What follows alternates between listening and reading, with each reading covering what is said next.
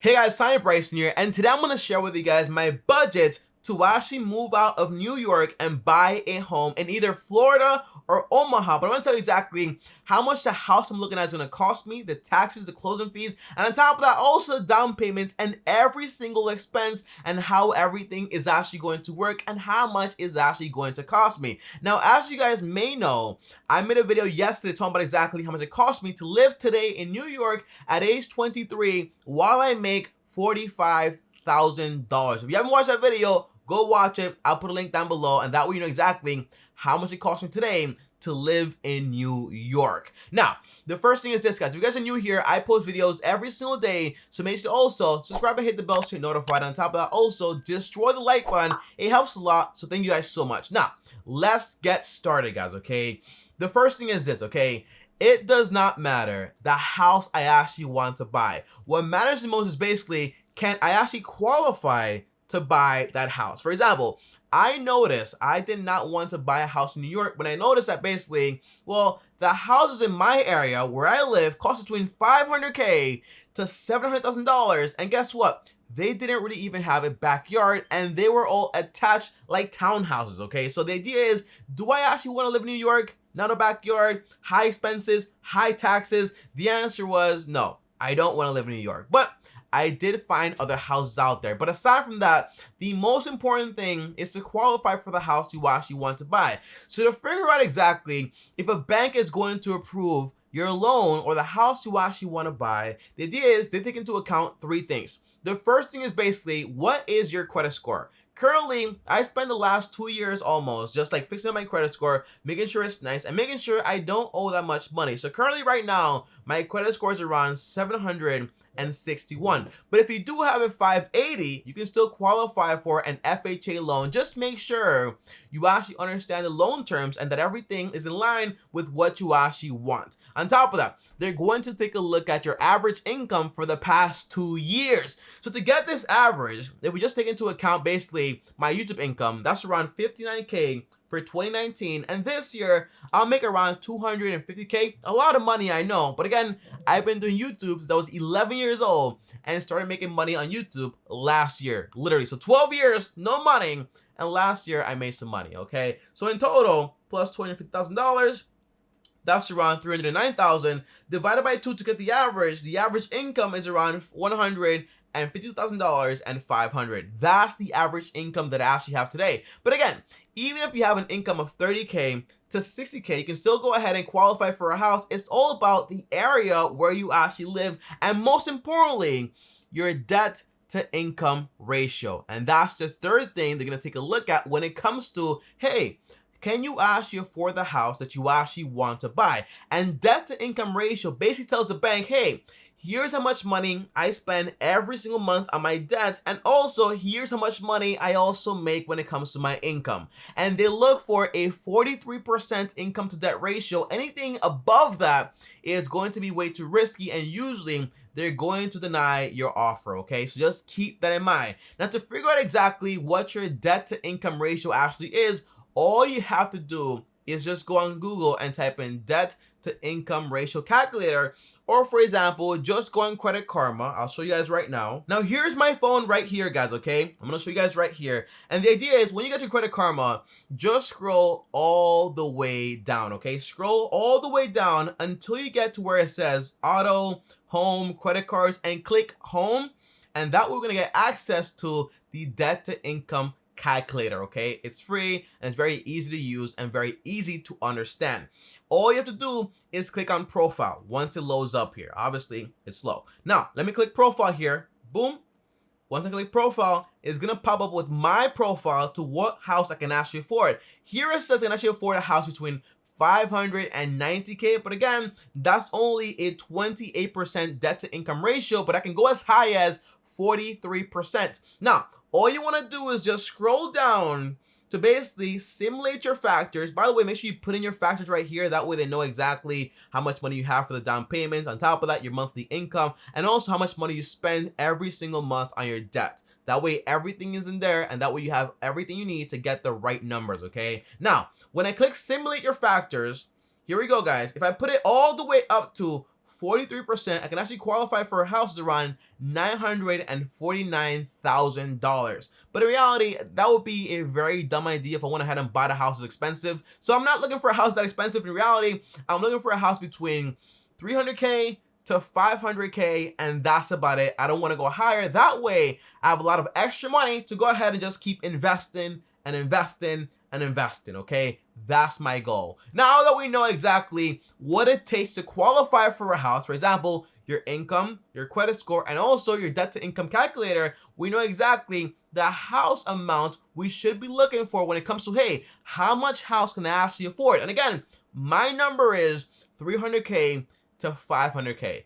That's what I'm looking for. Now guys, here are the two houses that I'm actually looking at in two different states. And those states are basically Omaha, Nebraska, and also Florida. It's in Coral Gables, okay? But the idea is I really like Coral Gables. It's a nice neighborhood, and that's why I'm looking there. But it is a little pricey because you are paying a premium to get some nice schools, okay? But the idea is this, okay, guys? I'm looking at Home A. Now, Home A is actually in Florida. And as you guys can see, it's a very nice, simple home. Kind of looks like an old person homes, honestly. And the inside looks like this. Kind of looks like very old. I will have to like remodel some things here and there, but it does look like a very, very nice house. And on top of that, as you guys can see right here, in the backyard, this actually looks pretty nice. A lot of plants. I love plants, by the way. And I love trees and I love nature. In New York, I can't really have that whatsoever. And by the way, any backyard compared to New York, because right now I don't even have one, is great. This one right here looks amazing. But the idea is, guys, right here in the backyard, there's also this little shed right here, and it's actually being rented right now to someone for $700 per month, okay? So that's also a source of income when it comes to buying this house right here. But the house costs around $498,000 and $817, okay? So very expensive if you ask me, but not that bad comparatively to what I would get in New York. And on top of that, the mortgage, the insurance, the property taxes, and everything included would cost me a total of around $2,347 to actually go ahead and live in this home right here in Florida. And the down payment would be around $99,763, so almost $100,000. Plus, the closing fees for a house like this would be between $15,000 to $25,000, an average of 3% or 5% of the total home cost. So obviously, living in Florida in this nice little home that's also a 3-bedroom, 2-bath is going to be very expensive, but it's also a very nice house to actually live in, okay? I actually like this house a ton. Now, the second home I'm actually looking at is actually in Nebraska, Omaha, Nebraska. And this home right here only costs $344,000, and it's a 5-bedroom, 4-bath, okay? Obviously, Omaha is going to be a lot less expensive, and you can get a lot more house for a lot less money. But there are taxes over there, which I will calculate later on in this video. But the idea is, guys, okay, this house right here, just look at it, okay? This house right here looks incredible, if you ask me. But on top of that, my favorite part, well, my girlfriend's favorite part is basically the kitchen. She loves the kitchen. It looks very nice. My favorite part is basically this, guys, okay? The backyard has a basketball court. It's kind of big, kind of nice backyard if you ask me, and I really like the area. On top of that, the schools in this area are amazing, okay? But I really like the backyard, and I also like the basement, because in the basement, I plan to actually put like my home office, like to do YouTube videos, and that's going to be incredible also. But the total cost of living here is going to be around, including the mortgage, insurance, property tax, and also the HOA fee, is going to be around $1,890. But guess what? The down payment of 20% is only going to be around $68,800, a lot lower than the house in Florida, obviously, right? And the closing costs are going to be between $10,000 to $17,000. So I also save some money there when it comes to the closing fees of actually buying the home. Now, obviously, guys, okay, I'm planning to move out in 2 years. So even if I look at these houses, they're not going to be around by the time I actually decide to actually buy a house. But the point is not to actually, hey, I want this house or that house. The point is to just have an idea of what you want,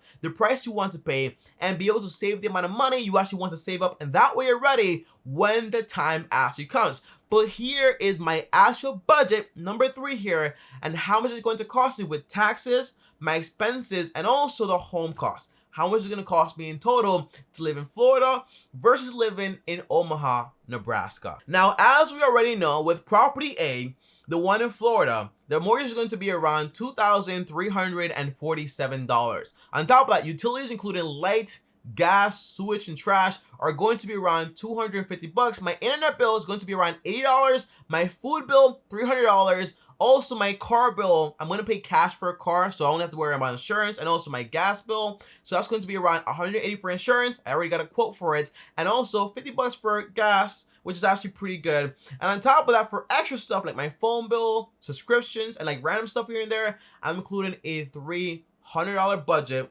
every single month. So in total, my total cost to live in this house, okay, in Florida would be around $3,507. But now let's talk about the savings and also the taxes, okay, because there are taxes to be paid with my average income of around $154,000 if we're using that number right there. The idea is this, okay, guys, I will get paid $700 by renting the back of the property. Whenever I buy a property in Florida, I'll make sure to look for something like that, and that way I get some income by renting a portion of the property, which is pretty cool if you ask me. But the taxes are going to be federal because basically in Florida there is no state income taxes. But the taxes on $154,000 are going to be around $38,680 federal taxes. A ton of money if you ask me. And also the sales tax, just to calculate it for fun, is going to be around $835. So if I include taxes and cost of living in Florida, it's going to cost me in total of $73,199 every single year. But it'll go down because basically the house will be paying down every single year also. But that's the total cost of actually living in Florida. Before taxes, it's only $34,519, including my mortgage, my house, and also my expenses. That is about it, okay? Which is pretty cool if you ask me. Not that much money, and that way I'm good to go if anything does happen, okay? Now, when it comes to Omaha, you're probably thinking, hey, Tommy, Omaha is going to be so much more expensive or so much inexpensive. In reality, the mortgage is going to be on the property I want to buy in Omaha, this one right here, it's only going to be around $1,890. I'm going to leave the same numbers for most of the things here because basically just like fixed expenses, which is going to be around $250 for utilities, $60 for internet bill, food $300, my car $180 for insurance, and $50 for gas. On top of that, for extra stuff, $300. Okay, so in total, it'll cost me $3,030 to live in Omaha, Nebraska. Around $400 to $500 less than it will actually cost me in Florida. Not including though, because the Florida property does have a rental in the back, which saves me $700. So also keep that in mind. But if I include the state income taxes, the federal income taxes, okay, and also the sales tax, guess how much money I'm going to be paying, guys, okay? After I include all of that, my total cost of living in Omaha is going to be around $84,000 and $998 because again, the state taxes are going to be around $9,158. Plus, I'm not renting the back, so it's also going to cost me some money. But that's the core idea there. But before taxes, it's only going to cost around $36,360, only about like $2,000 extra than what it's going to cost me in Florida. But obviously, guys, overall, obviously it's going to cost me a lot more money to live in Omaha, Nebraska, although I will get the benefit of having, for example, a big backyard, having a lot of room, not paying that much for my mortgage, and also having a great school system in Omaha. But because I am living, for example, in Florida, if I do live in Florida, the idea is because I do live in a nice neighborhood, I do still get access to a nice school also for my kids when I do have kids. But the idea is that both of them have their pros and cons, and it's not like that much of a big difference. Like it's only like $11K, the big difference when it comes to like how much money I'm paying extra. But the idea is that before I go ahead and decide exactly where I want to live, what I basically want to do is just rent there for 1 year and then see exactly which one I like best. So 1 year in Florida, 1 year in Omaha, and that way I know exactly which one I like best. But overall, guys, obviously, this is going to be 2 years from now. So in 2 years, obviously, these plans might not be the most accurate. I might not even live in Omaha or either Florida, but the idea when it comes to life is not to just worry about like, hey, I want this or that, but just to focus on, hey, what do I actually want as a foundation? I know I want a home, so I want to save up for the down payment. I know I want to make sure I have good schools. Well, I want to make sure I move into a good school sector. And then I want to make sure I don't have such a large cost of living. So I want to make sure the state I actually move to is not going to be that expensive. But the houses, they don't matter. What matters is basically what my goals are. And my goals are basically either in Omaha or Florida. And they might change, but I will still be saving for the down payment when the time actually comes so I can be prepared